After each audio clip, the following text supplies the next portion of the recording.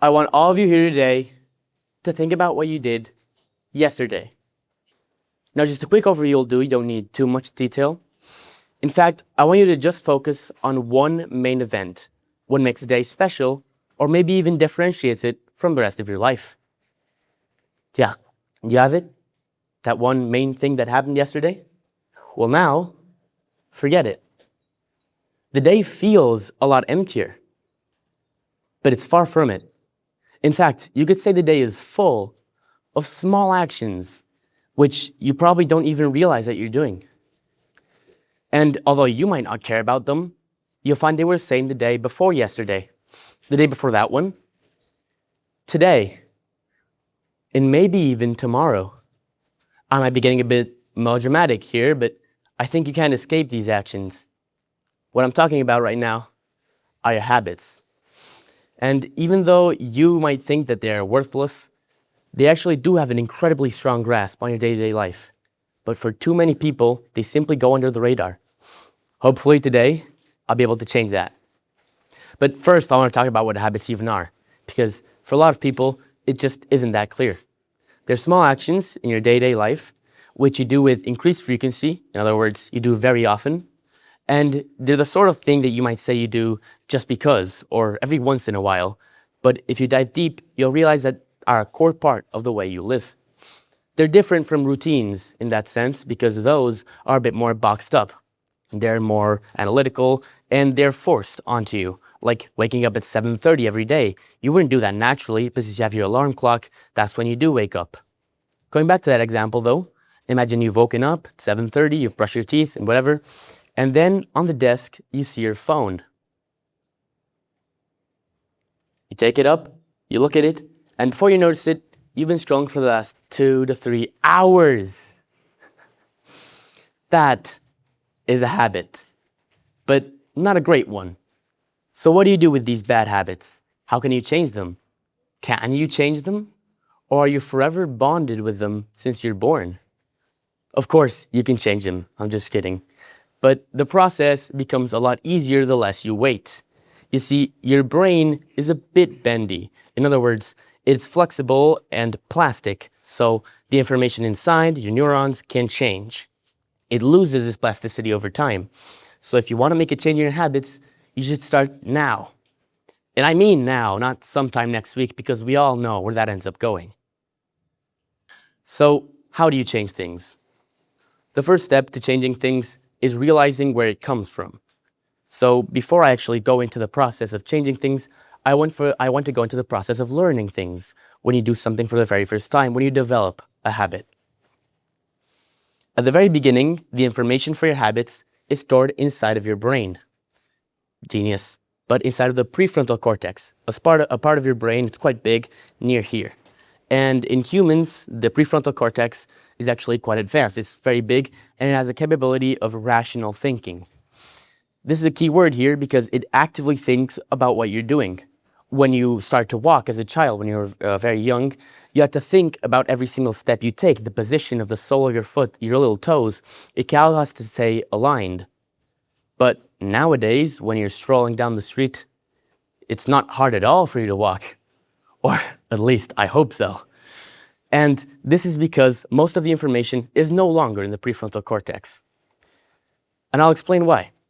The prefrontal cortex, I said, is really smart, rational, and can do a lot of thinking, but it can't think about too many things at the same time. For the computer geeks out there, it's like the CPU. It's really good at doing a few tasks, but only a few. So what happens when you do a few actions every single day for a lot of time, which aren't really that complicated? Your brain relays that information into the basal ganglia. It's a different part of your brain, just near here, and is nowhere near as advanced as the prefrontal cortex. In fact, we share it with lizards, so congratulations. This is not as advanced as the prefrontal cortex, and in fact has to follow a very simple formula. It goes cue equals action. So a certain environment or process or a cue triggers an action, a response, or a thought. And this is invariable. In other words, if there's no cue, there will be no action. And changing the cue changes the action. Whenever your basal ganglia receives a cue, it does the action. There's no thinking involved. There's no rationality, because that's the prefrontal cortex's job. So with the habits that you're most known with, they don't travel through the prefrontal cortex. They go underground, and you don't realize them. Now, this is actually good. Don't get me wrong. It's a great process, especially for things we do every day, like blinking or breathing or swallowing. Can you imagine what your life would be like if you had to do everything manually and constantly think about it? It's actually a key evolutionary feature, the way our brain handles habits, that has allowed us to become a lot better as humans. The only problem starts to arise when you realize that scrolling for hours on your phone endlessly isn't a positive habit. So after I've learned everything about the basal ganglia, the prefrontal cortex, I've got the science ready, I actually have some philosophy ready for later, I found out that I want to change things in my life. Specifically, a habit involving this, my phone. Now, it was really a horrible time. It was about 1.5 years ago, and I was constantly on my phone every single day. I would get down to my house and sit on my couch, and I'd be on my phone for 3 to 4 hours straight. 4 hours, you've probably done something worse, but it wasn't just at home. When I was walking, when I was on a restaurant, when I was at school, which is illegal, by the way, I just used my phone constantly. And that needed to change. At the beginning, I'd get angry at my phone because I thought the phone was the problem. I mean, the phone is what looks like the problem. In fact, I got so angry with the phone that once I got into a fist fight with it. I lost, but I gave it a good scratch. Just don't tell my mom about that. I started to leave my phone behind at home on purpose so that I wouldn't use it when I was out and about. This worked for about 24 hours because when I did get back home and found 15 missed calls from my father, alongside a message saying that he was considering disowning me, I realized that I had to change strategy. And I eventually found out that my phone wasn't, in fact, the problem. If you visualize a flower or a rose, you'll see that the petals are the first thing you see, but they're only there because of a root. Now, the phone is what I saw, but it was only there because of my root. And my root was my boredom. When I got home, I was bored. When I was waiting at a restaurant for some food, I was bored. When I was waiting for my car to get to its destination, I was bored. So I started to change that boredom. I filled my day up with more activities. I did extracurricular things and found very weird skills, but are actually useful. I also started to go outside more and see nature. One day I was feeling very adventurous and I crept into my brother's room. He's actually a good guy. No, really. Who could have known? But even after I'd done these many things to try to kill off my boredom, there were still a few times in between when I was changing activities or simply because you can never fully be unbored. At these times, I recurred to my phone again, which is why I moved on to the second step of the habit replacement process. What I've been talking about before, targeting the root, is the first step. And the second is called changing the cue. If you remember the basal ganglia's formula, which goes cue equals action, and I said that it was invariable, so no cue equals no action. I had to find my cue and get rid of it. So then the action of actually staying on my phone would never be there. I found that my cue was more like an environment. The ease of having the phone always in my front pocket, just ready one swipe away from being at my face. So I changed that. I started to put it in my back pocket. Today I forgot to because I'm giving a speech, but I usually do this. And please don't ask me why, but I can promise that it does work. Another thing that I started to do was set time limits on my phone. Like 1 hour a day on a game or 15 minutes on a specific app, which I was wasting a lot of time on. Another thing that I did was that when I do open my phone, I have to make a breathing exercise before I can go on, so I can make sure that the choices I'm making are the correct ones. And after I took all these preventive measures, I was really happy. I was using my phone almost at nothing. My screen time was about 15 minutes, and this worked great for 2 weeks. And I didn't change anything, I promise.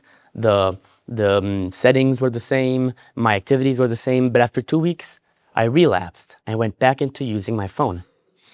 This is because I had forgotten the third and most important step of the habit replacement process: replacing the habit. You'll notice that throughout this talk, I've never mentioned deleting or destroying or getting rid fully of habits. This is because I believe you don't get to do that, unfortunately. Whenever you do remove a habit from your life, there's this sort of gap in the middle where you used to do the habit. And once it's gone, you have nothing to do. You're bored again. And funnily enough, it's the perfect place for the habit to crawl right back in, as it did after 2 weeks in my life. So we're met with an incredible opportunity. We can make way for a good habit by taking away bad habits from our life. I had to do just that. I was met with a very hard challenge. I had to find a habit which was easier than getting my phone, more productive than using my phone, maybe even a bit educational, and most of all, as fun as my phone. Can you find anything as fun as your phone?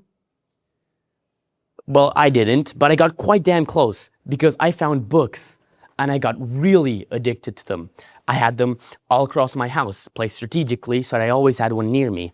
I had one at my bedside table at all times, so that whenever I went to sleep or waked up, I could read a few chapters of The Lord of the Rings, a great fantasy book, which would allow me to get more creative and think more outside of the borders of our world. And even though fantasy is great, I also wanted a bit more based, real books. I got into self-help. And actually, I have my book right here. I made it obnoxiously small on purpose so that it would fit in my pocket. In my pocket. It's called The 7 Habits of Highly Effective Teens. And it's written by Sean Covey, and it's a great story that talks about how to become a better person. And by having it in my other pocket, whenever I wanted to reach for my phone, I would change and get a book instead. Now, you'll think that after I did everything, I was finished, right? 3 steps, there's no fourth one, my habit is over. To this day, I don't use my phone that much. It's been a year and a half, and I'm still happy with what I did. But I'm not finished. In fact, I'll do one better. I think I'll never be finished. And if any of you are optimistic here, I think that this is why you should be thinking this is the fun part with habits. That they're never over. They're never done. There's no final point. Because every single day you're exposed to new habits, to new things that just come into your life without any knocking on the door, and they stay with you. If they're good, hug on to them for dear life because they will benefit you. But if they aren't, you have to repeat the process again, the 3 steps. And although it might be a bit obnoxious, it is foolproof. And trust me when I say foolproof, I taught my grandpa to do the 3 steps. Surely you can. Now, after I've talked to you about all of this, you'll think that it's a great theoretical idea. It's got no actual appliance. But you'd be wrong once again, because a great problem nowadays in the real world is caused by the lack of understanding of habits. In other words, you not knowing what you do, because maybe you have things in your life which you simply don't understand or are not aware of that you're doing, and you have no conscious agreement of what it's doing to your life. Ring any bells? I'm talking about addiction. And addiction is a strong word. I can see a few faces coming up from the audience, and it can be really strong. It can be a bit scary. When I first think of addiction, I think of smoking. And that's horrible because it's incredibly detrimental towards your health. And it's really bad because it's easy for people to get into it and it's really hard to quit. But the second thing that I think about is Pokemon cards. For those of you laughing in the audience, I imagine you don't have that one Pokemon card friend. He's always down there with the album down the hallways, always begging for you for a card trade. And he thinks he's all right, just as a smoker does, but they need some help. These are dangerous individuals. So what is the addiction that all teens have nowadays? Is it a chemical in the air, a small substance that goes through the schools? Not quite. It's their phones, just like I did. And I'm guilty of this. I really am. The entire story I just told you is my story of quitting my phone. And I'm telling you this because I believe anybody can quit their phone. Just follow the steps and make sure you want to do this. Because especially nowadays in the world where the big companies are looking for the most important thing that you can offer, which is your attention, You have to make sure you dedicate it towards the things you most care about, what is actually going to help you in life. You have to set an example for yourself and make sure you're moving in a path that leads to success. So you might be looking for a next step. What can you do to improve? I'll give you an example. The next time you're about to do something that you might regret later on, like starting a 10-hour gaming session or becoming the master of a movie series which you have never watched before, but you should now because all your friends are into it, stop for a second. In fact, just 1 second is what I'm asking. 1 second of rational thinking. Put your prefrontal cortex into action and make sure what you're doing is leading you to a path towards success. And carve what you want to become. Make a path for yourself and make sure that you're setting the good example for yourself and making good habits instead of bad ones. Why? You see, if you don't shape your habits will shape you. Thank you very much.